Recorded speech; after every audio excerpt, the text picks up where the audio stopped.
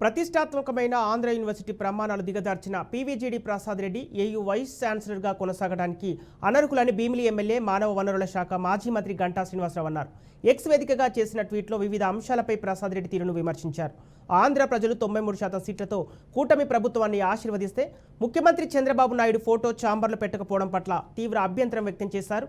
విద్యార్థులకు ఉద్యోగులకు ఆదర్శంగా ఉండాల్సిన వ్యక్తి వైసీపీ కార్యకర్తగా వ్యవహరించడం సరికాదన్నారు. 5 ఏళ్లలో యూనివర్సిటీ ప్రతిష్ట మసకబారక కాకుండా విద్యా ప్రమాణాలు విద్యలో నాణ్యత ఎప్పుడు లేనంతగా దిగజారిపోయాయని ఆవేదన వ్యక్తం చేశారు. బీసీ అక్రమాలపై విచారణ జరిపించాలని డిమాండ్ చేశారు. స్పెషల్ ఎగ్జామ్స్ పేరుతో వైసీపీ సానుభూతి పరులు ఆ పార్టీ చెప్పు చేతుల్లో ఉండే అధికారులకు మంచి మార్కులు పట్టాలు ఇవ్వడమే దౌర్భాగ్యాన్ని సాంప్రదాయానికి ప్రసాద్ రెడ్డి తెరతీశారని మంత్రి విమర్శించారు.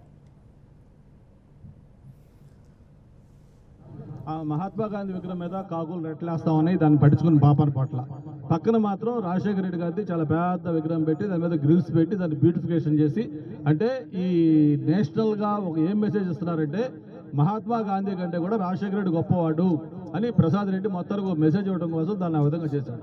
మేము ఏదో అన్డెమోక్రటిక్గా లేకపోతే ఏదో యూనిలాటరల్గా మేము వచ్చి ఇప్పుడు దాన్ని కొట్టేయాలంటే 5 నిమిషాలు పని, కానీ అలా చేదలుచుకోవాలి.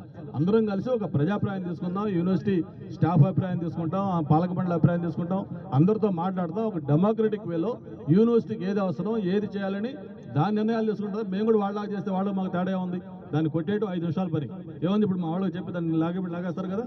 చాలా చోట్ల మన ఫిల్మ్ క్లబ్కి వెళ్ళాము, చూస్తే అక్కడ దానికి ఫిల్మ్ నగర్ క్లబ్కి వైఎస్ఆర్ సంబంధం ఏంటి, దానికి వైఎస్ఆర్ లాన్స్ అయి పెట్టున్నారు.